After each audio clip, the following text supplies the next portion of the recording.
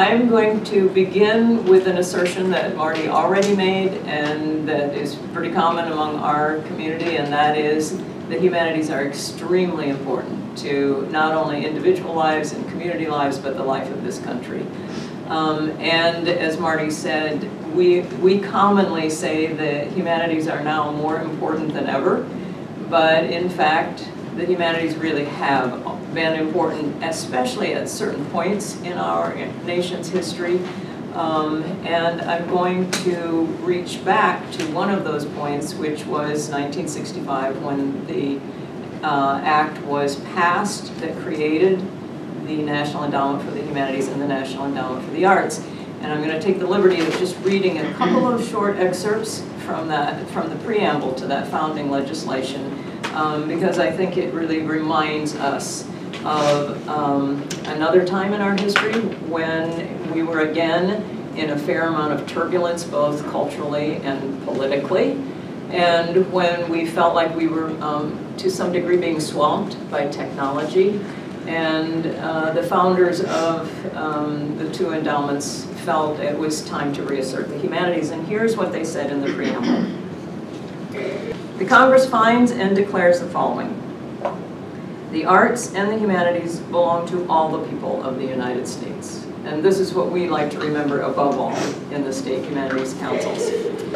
An advanced civilization must not limit its efforts to science and technology alone, but must give full value and support to the other great branches of scholarly and cultural activity in order to achieve a better understanding of the past, a better analysis of the present, and a better view of the future. Democracy demands wisdom and vision in its citizens. It must therefore foster and support a form of education and access to the arts and the humanities designed to make people of all backgrounds and wherever located masters of their technology and not its unthinking servants. We recite this to each other periodically just to remind ourselves of the real value of the work we're engaged in. The humanities are so important that, as Marty pointed out, we need a sort of united front of all the parts of the humanities community. So the Federation represents the very public side of the state humanities. As Marty said, the councils were brought into existence in the early 70s. At that time, there was really nothing quite comparable to them. And as a result, the early councils were really kind of lonely outposts in all of their states, trying to figure out what the heck this experiment was supposed to be about, of engaging the public in the humanities. But their early mandate was very specifically to create bridges between the higher education humanities and the public, and to actually bring the humanities to public audiences. The earliest boards of the state humanities councils, by mandate in the founding legislation, were made up of a combination of scholars and public members. Early records of those board meetings reveal that in many cases, this brought together groups of people who in no other circumstances would ever have been sitting around the same table together. But it was a very fruitful kind of collaboration, more so as councils began to figure out what this was all about. There's been a shift, of course, since those early years, in that universities have realized increasingly that in order to justify their own existence, they really need to be able to show that they are making a contribution to their communities and to their society. These public programs in the humanities were one way that that was possible to do. And in the meantime, councils over time also learned better how to engage scholars with the public. Today, the Federation of State Humanities Councils has a very, very close relationship with the National Humanities Alliance, which Marty referenced. In 2015, in fact, in order to strengthen the ties between the academic community, which is primarily the organizations that NHA represents, and the public humanities, which is most prominently represented by the state humanities councils and the Federation, we decided in 2015 that one way to help strengthen these ties was to create a joint conference. The Federation has been conducting a conference since it began in 1977. The National Humanities Alliance had never had a national conference, though they always held an annual meeting before their advocacy day. But that year we decided as an experiment we would sign a 3-year agreement to conduct joint conferences. The first one of these was in Salt Lake City in 2016. The second was in Boston, and the third was last fall in New Orleans. Last summer, both boards of both of our organizations agreed that we would extend this joint collaboration through at least the next 2 years, and my guess is this will now be in perpetuity because these conferences have achieved very much what we had hoped. We have dramatically increased the number of scholars who are, and representatives of academic associations who are attending the conference, and what we have strongly encouraged is sessions that combine the perspectives of both State Humanities Council representatives and members of the academic community looking at very specific problems or issues. And that has been increasingly successful, I believe. This year we instituted something called Caffeinated Conversations at the beginning of the conference, where we actually, it was speed dating, and so we set up two long tables, and people talked to each other for 3 minutes and then moved to the next person, and we got really great response from that, from people who said, and they were able to ask, what does your council do? What does your institution do? What kinds of humanities projects are you doing? Is there any chance here for collaboration?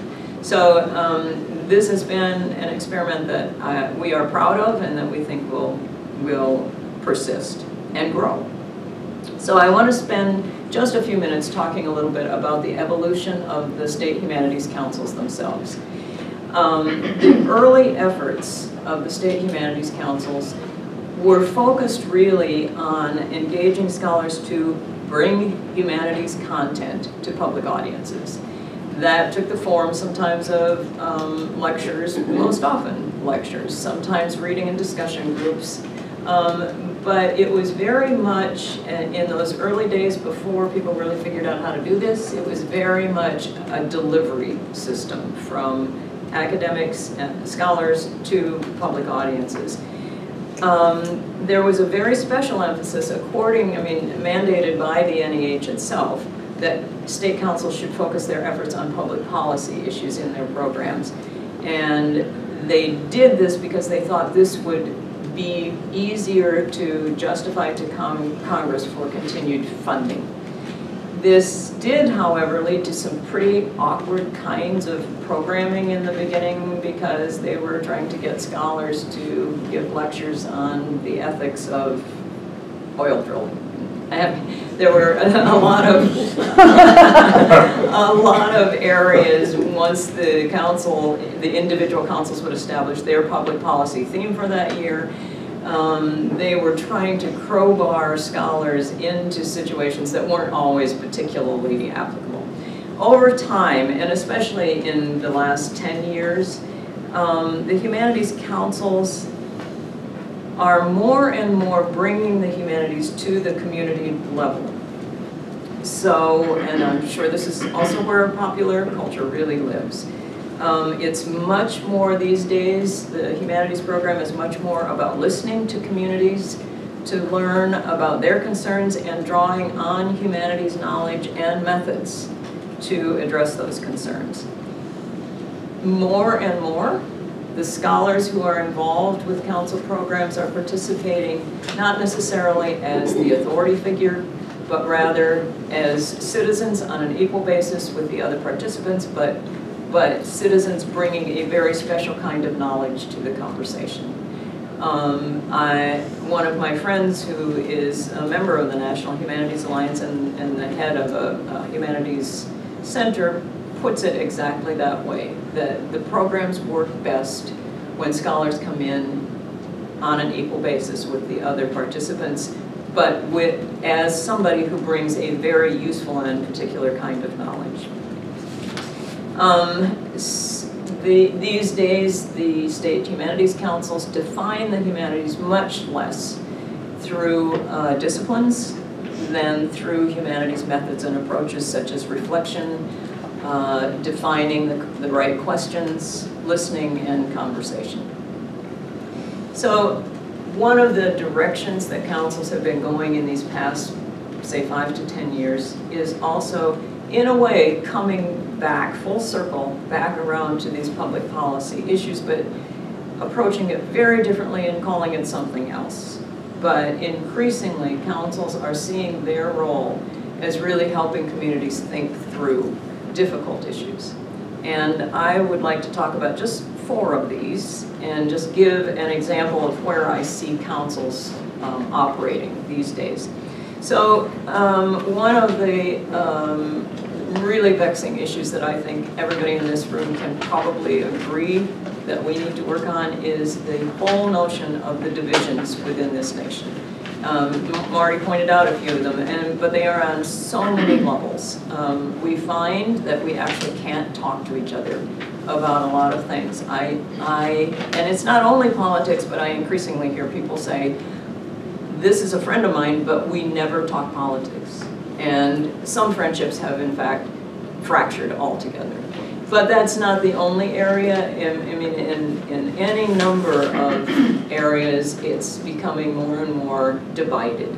And councils are hearing this from their communities and hearing great concern from their communities about this. And so a lot of councils are really very intentionally setting out to address this. So one example, the Indiana Humanities Council has just launched a 2-year initiative, which they're calling Inseparable. This is inviting Hoosiers to explore how we relate to each other across boundaries, real or imagined, and consider what it will take to indeed be inseparable in all the ways that matter. So involved in this 2-year initiative are going to be conversation programs at the community level, looking at issues, bringing in scholars to help communities think about these issues. They are launching a One State, One Book discussion program using Gene Thompson's book, The Year We Left Home. And these discussions will take place all over the state. And they are also touring a copy of the Smithsonian Museum on Main Street exhibit, and I can explain that if we want to get into questions about that. But this year's, the most current exhibit is called Crossroads, Change in Rural America. And this is going to be the occasion for especially rural communities, but also probably some urban communities, to talk about why this divide appears to exist between rural and urban communities, and how we can address that. The Oregon Council, some years ago, initiated a program that they call the Oregon Conversation Project. And this brings Oregonians together to talk across differences, beliefs, and backgrounds about important issues and ideas. And a number of other councils are doing similar kinds of things, trying to get people, especially from different perspectives, into the same room and into the same conversation. And as one council said, the Mississippi Council actually did a program on the Confederate flag, to which they brought Confederate organizations, invited Confederate organizations, and a lot of other organizations across the state. People, according to the Mississippi Council, who truly never had been in a room together before. He said at the end of this program, we are not sure that anybody's mind got changed about the Confederate flag, but the conversation was entirely civil, and he really did believe that there were people in the room who began to understand somebody else's perspective on this issue. Second issue that a lot of councils are looking at, and the Federation is taking a kind of major role here, is the whole issue of managing the immense amount of information that we are flooded with every day.